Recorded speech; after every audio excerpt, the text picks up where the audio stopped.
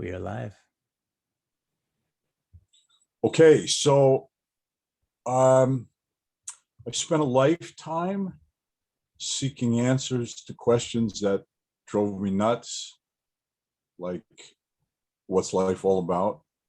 And I've been blessed enough to have answers that I think are at least giving me a lot of peace and joy. And it just occurs to me that I'd like to share this on a wider range than just family, friends, and people brought into my life. So that's our attempt here. So I have my good friend Javon here that's helping me with this technical stuff because I'm completely clueless, and also to ask questions. And Javon, I would ask you to just ask questions that you think the average person would be interested in, and then we'll just see where it goes. It fits my role very well. All right. Oh, we're going to start like that. All right. Well, how about this as an initial question? Does God want us to be happy? And how can we be happy if so? Because it seems kind of hard to be happy a lot of times. Okay, so I'm just going to warn everybody in advance. A simple answer for me usually goes an hour. I'm going to cut you off. Right, Javon, you just give me the sign when I'm just dragging on too long. So, does God want us to be happy? Well, to give a simple, just a very simple explanation, we're all pieces of God. So the problem is, I think for a lot of people, the concept of God is so small that it's either restrictive, scary, or they reject it. And this is what I find a lot of people, their concept of God is very, very small. And so for people that are scared of the consequences of not believing in God, then they follow what they consider as God out of fear. And then there's people that reject the small concept and consider themselves atheists just because the concept that they've been given is so small, they just don't buy it. There's too many things that don't make sense. So you could say a very, very simple working definition of God is an infinite, loving consciousness field from which all matter has come and all matter returns, and that all conscious beings are pieces of that consciousness in a physical vessel. So you could say there's everything is God. Everything is a part of God. Everything is in God. There's nothing outside of God. There is no outside of God. It's not possible for anything to be outside of God. So if we're all part of this infinite, conscious, loving field, then by the very nature of it, it wants us to become aware of our true nature, which would be infinite joy and peace and happiness. So the simple answer would be yes, of course, God wants us to be happy. And I'll stop there. So if my true nature, well, what was the second part of that question? Well, the second part was how do we be happy if so? Because it seems like there's lots of people that are not happy. I find myself unhappy a lot of times. Okay. All right. So if you're true to your true nature, that by itself is 95% of the battle. So let's just say a duck will be happy when he's able to swim in a pond, right? And eat pond grass and pond bugs. If he's stuck on dirt, eating food that's not normal to him, he won't be as happy. So the simple answer is you first have to understand your true nature, and then start to operate closer and closer to your true nature. And the more you begin to operate from your true nature, the happier you'll be naturally. So if we're pieces of an infinite loving God, infinite loving consciousness, then the more we operate from that principle, you'll find happiness just naturally follows suit. Mm.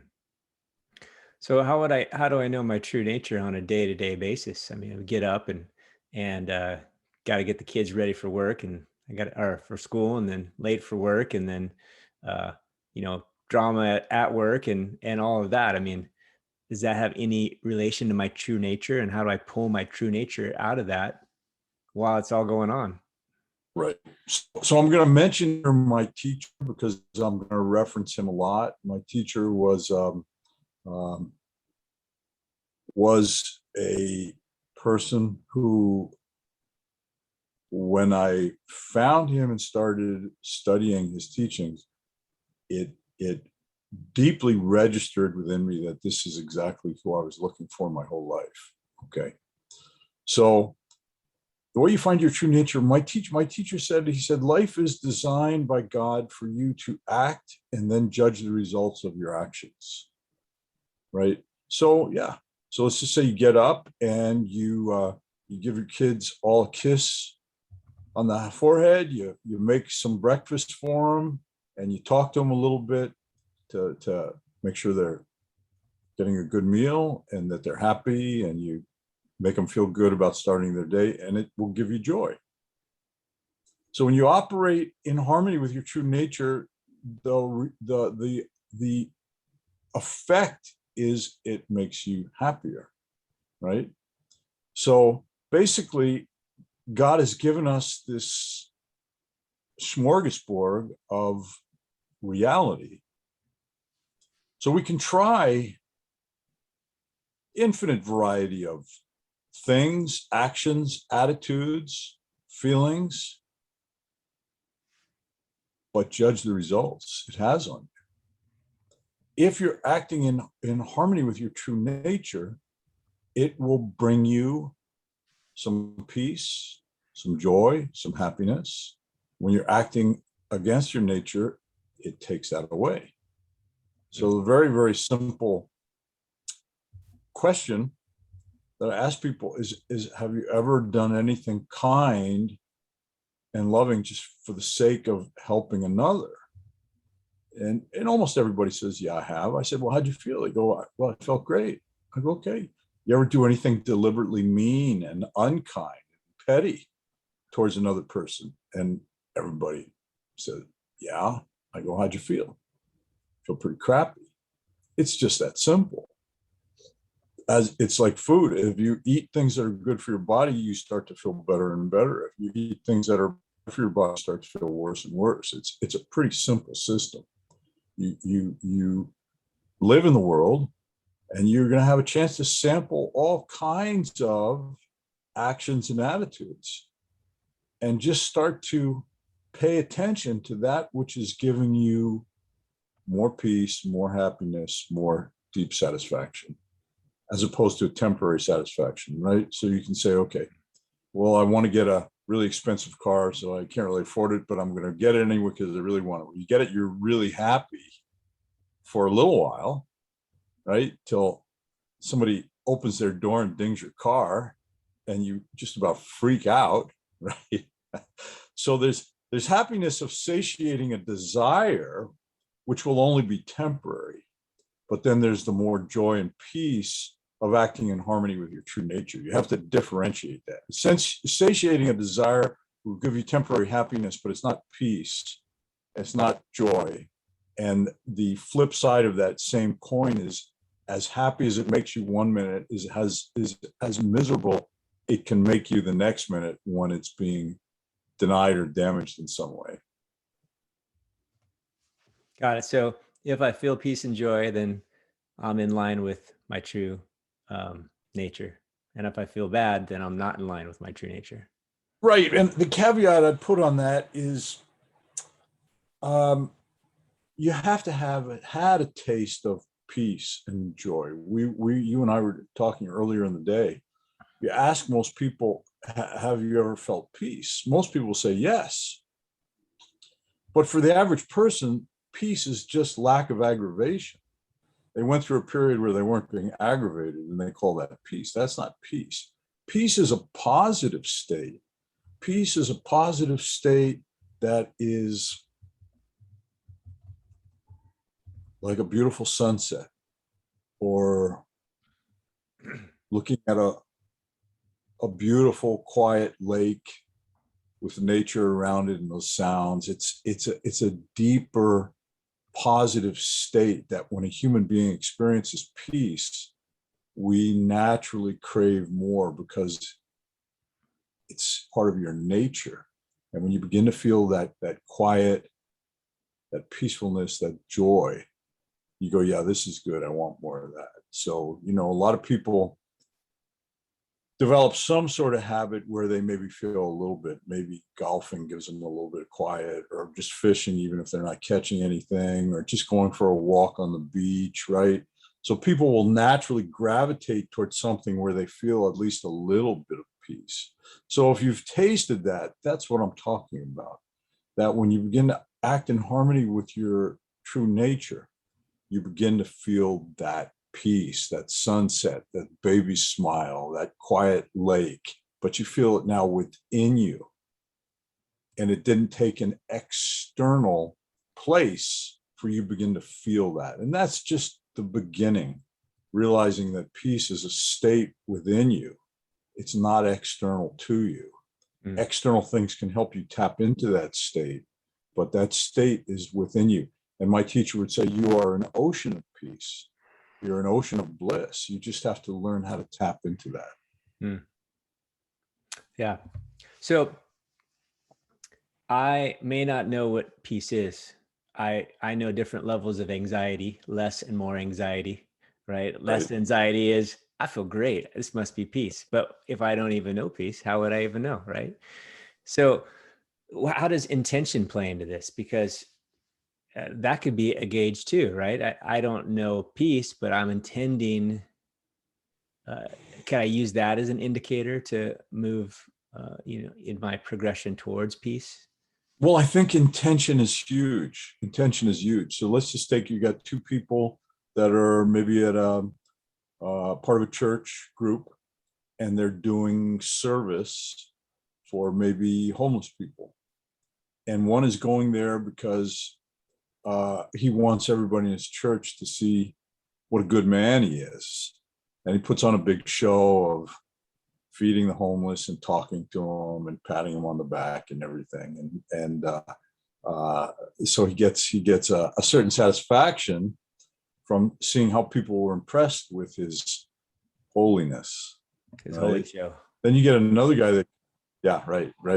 Then you get another guy that's there just because every time he passes the homeless, it just tugs at his heart, and he wished he could do something about it. So when he found this project in his church, he volunteered because he really truly feels the suffering of these people and wants to make their life a little bit better anyway. And that, then he feels the joy of that. So he's connected with his divinity because of his intention. And the other person did not connect with his divinity at all because of his intention. So intention is a huge part of it. And this path, the spiritual path, I think requires a tremendous sincerity and looking within yourself. And really, to a great extent, most of the work is being done within yourself to begin to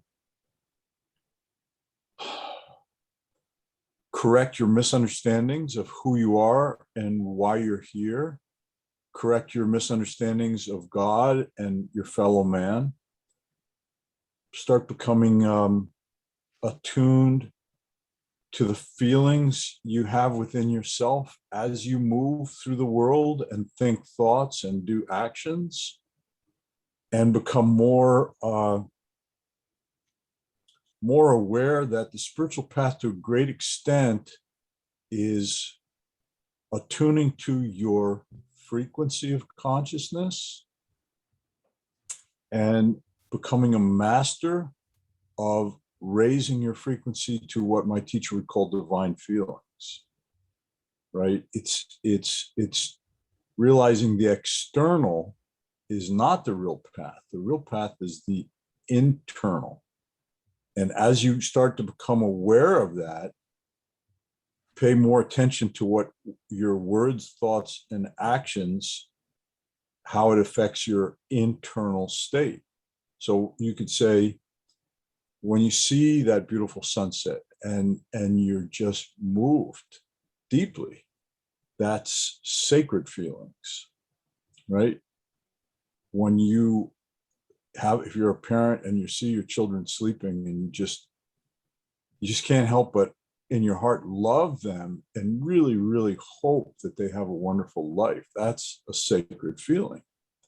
And then, of course, we can all reflect on times when we've been angry or deliberately wanted to hurt somebody, and it's a completely different feeling inside. So those feelings are your key to the frequency of consciousness that you're holding.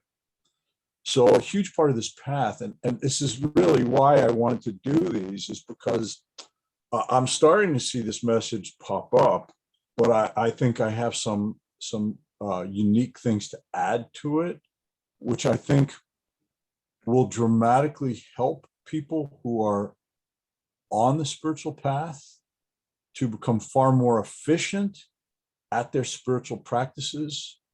When you begin to realize that there's a easy, direct way to measure if you're on the right track or not. It's how do you feel when you're doing it, right? So it's like, example, if you're weightlifting and you want to get stronger, your objective measure is, are you getting stronger? Right? If you're getting stronger, what you're doing is working. If you're not getting stronger, what you're doing is not working. So in the same vein, on the spiritual path, the measure of your progress is, are you feeling more peaceful? Are you feeling happier? Are you feeling more joyful? Are you feeling more connected with other beings, right? Other beings. So a real simple way is, at first, you know who you know and you don't know strangers. But as you progress on this path, you start to feel like everyone's really your friend. And then you go from that feeling to everyone kind of feels like you're a family. And then the progression past that is everyone feels like a part of you. And progression past that is everyone is a part of you. And this is, as you raise your frequency of consciousness, your consciousness, you could say, simple explanation is, your conscious field begins to expand and you begin to feel your connectedness at a greater and greater level, till those that have achieved very, very high levels, everyone feels like it's their very own self, right? So there's simple measures of your progress. But to me, I practice what I call the path of joy. There's the path of wisdom and the path of joy. Path of joy just kind of pulls you in and protects you. My teacher said basically the two paths to full awakening to who you really are is the path of wisdom, otherwise known as the path of the baby monkey, and the path of devotion, which I call the path of joy, which is also known as the path of the baby kitten. So the reason the path of wisdom is called the path of the baby monkey climbs up on mom's back and holds on for dear life as mom swings through the trees. If he lets go, it's a really long drop that he may or may not survive. Whereas the path of the baby kitten is, the mother cat picks the kitten up by the back of the neck and carries that kitten where she wants it to go and is protecting it the whole way. So this is what I found. The path of wisdom is a lot harder and it's a lot easier to slip. The path of wisdom is basically who am I? It's the constant questioning that who am I? And I'm not that, not that, not that. And also practicing the realization that everything is God. So it's a definite path, but you can slip easily. Yeah, and fall quite a ways. Whereas the path of joy, it almost puts up like a buffer field around you.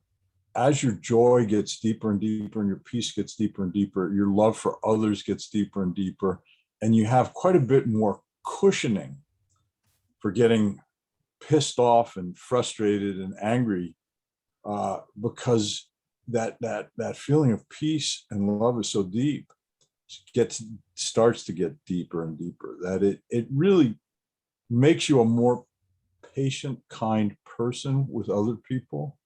And when you have more love and kindness and patience for other people, that will always reflect back to you. People will naturally love you more because they feel that love you have for them, and then that just reflects back. So it's just a easier way to go. But I think, unfortunately, I don't necessarily think we have that much of a choice. We tend to have a nature that will initially move us towards one of those paths. One of those paths will feel more natural to you. But the good news is, towards the end of the path of wisdom, you naturally start to grow in your love for other beings. So it merges into the path of joy or devotion. And conversely, the path of joy or devotion, as you progress along it, you also grow on the path of wisdom. So they both end up in the same spot.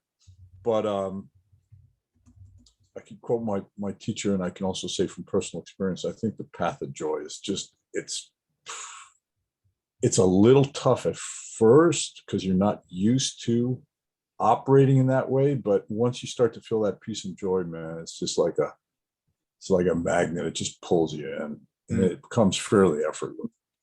So is the application of or the how to practice the path of joy devotion, is that just you get up and you intend to love and serve and have your life be devoted to God and help people? Was that the gist of it?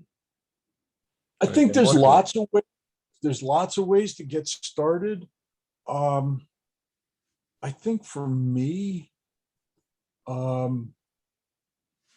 well, I think there's quite a few ways. One of the ways I think Jesus recommended is treat others the way you wish to be treated. Treat others the way you wish to be treated. That's a really simple but very, very powerful method. I think there's the method of gratitude, where you just practice being grateful. Take a moment when you're feeling upset or frustrated, and just being grateful for all the blessings you have. And I think if you believe in a God, I think it's even more productive to direct that gratitude to the infinite creator, right? But even if you don't believe in God, just being grateful, that will start putting you in the right direction. For me, I would practice just spending a little time each day looking around and realizing this is all God. Everyone is a piece of God. Everyone, everything, the energy is God. People are God. Cats are God. Clouds are God. It's all God. And it took a few minutes a day, but that has a powerful purifying effect.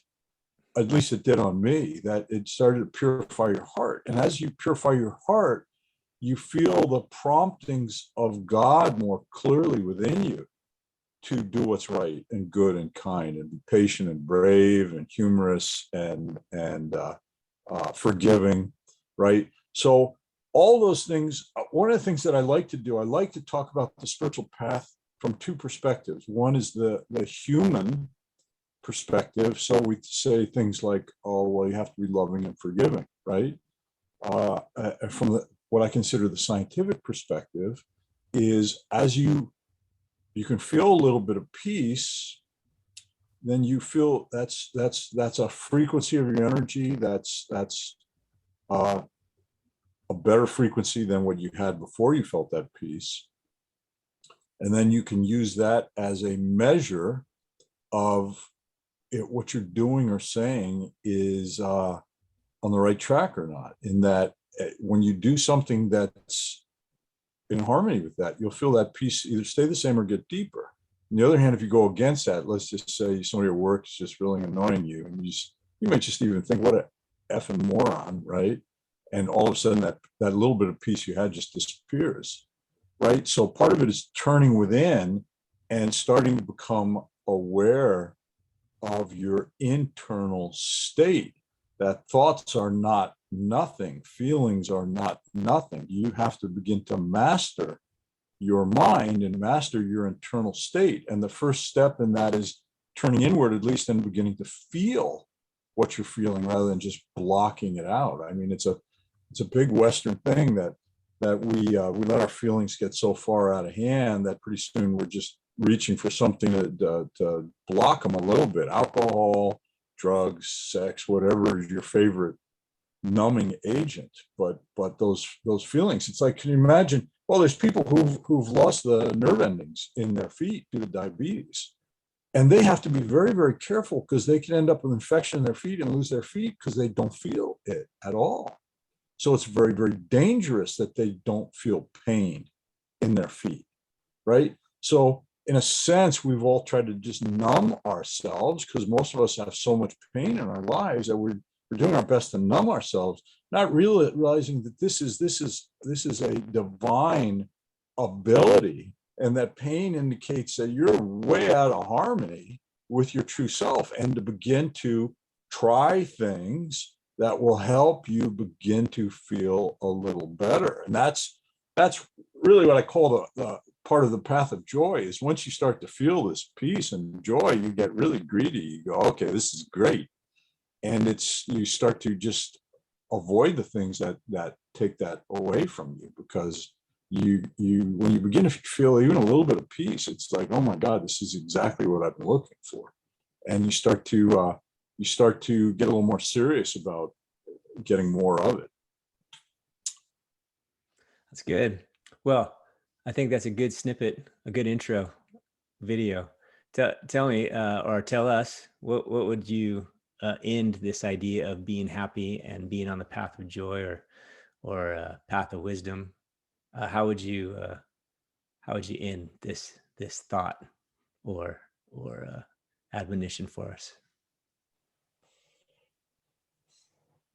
So just start today to just try to treat other people the way you wish to be treated. So if you'd like love, love. If you'd like people being patient with you, be patient. If you'd like forgiveness and people to just give you a little break when you're not at your best, then give people a little break.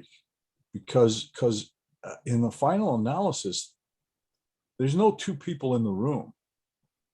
And by mean room and all of creation, there's only one being, and that's God. Mm-hmm. So a lot of our misery comes from buying into the illusion of the separation. So I can do whatever I want to you as long as I make sure you don't get me back. It's great. I can be as mean, or I can cheat, or I can steal. I can do whatever I want, and it's your problem. Well, that's not it. Everyone else is a piece of you. So really, the most powerful way to bring something into your life is to put it out there in the world. So if you want people to steal from you, start stealing from people. You want people to hate you, start hating people. Conversely, if you want love, love. You want a good friend, be a good friend, right? But the trick with all that stuff, what gets people in trouble every time, is they're expecting a human reward. Like, if I do something kind for you, you owe me, dude, right? And at some point, I'll probably ask for a payback. And if you don't, I'm really, really upset. Well, because it was my fault. Never do what's good and right for the response from others. Do what's good and right to become more and more aware of divinity within you, feeling the pleasure of God being happy with you as that joy in your heart. Only do it to please God. And whether the person you did it for is grateful or not grateful, let that be their problem. Don't make it your problem. So to me, my teacher said, he said, serving man is serving God. Right. So if you can develop the attitude that you're doing what's right for the joy it gives you as you begin to harmonize with divinity, with God, with divinity within yourself, do it for that. And you'll never be disappointed, because every time you do what's right and good for the right reasons, you'll feel that joy. And whether the person that is the object of that service is grateful or not, let that be their problem, not your problem. Right. To me, my actions are between me and God. Mm-hmm. God in many, many different forms. Now, that external form may not even be grateful or even like what I've done. That's okay. I didn't do it for that external expression of God. I did it for my internal experience of God. And God asked me to do it. I did it. I feel the joy. God's pleased with me. And whether you're happy with it or not, and that's kind of your problem. Right. So that's the secret. That's the secret. The secret is you do it for the joy of manifesting your divinity into the world in some way, and not for whether it works or it doesn't work, or whether people are grateful or not grateful. Learn to be indifferent to that. And the more you practice that, without getting another hour discussion, one of the methods of liberation, which from the Eastern philosophies, right? Liberation, a really simple term, is liberation is you just completely wake up to who you are. One of the most powerful methods there is to dedicate all actions to God and don't take any fruit of the action. Well, you don't dedicate it by saying I dedicate it. You dedicate it from your heart. So when your heart prompts you to do what's right, you know that it's God asking you to do it. So you do it for God, and then whether people are grateful or ungrateful, that's between them and God, not you and God. And you'll see, as you begin to practice that, instantly you begin to feel more peace. And as you begin to get rid of a lot of your misconceptions and negative patterns that we all have accumulated, tons of crap that's preventing us from experiencing our true nature. And it's not like becoming a piece of God. You already are a piece of God. It's awakening to that aspect of you that already is. And that's what all this is about. So I answered that in less than an hour. I'm proud of myself. All right. Well, thank you, David. Very enlightening. All right. And so what I would like to do is put this up either, well, one of the YouTube or whatever, maybe several.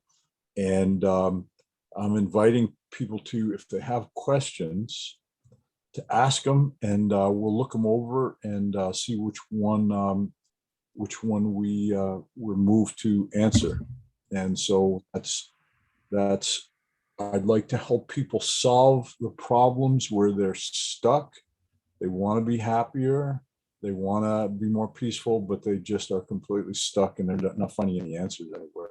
I'd like this to be a forum where we can, because I promise you, if you're having a problem with it, there's probably a million other people having a problem with it. So by answering one, you answer many. So that's my intention. We'll see where it goes.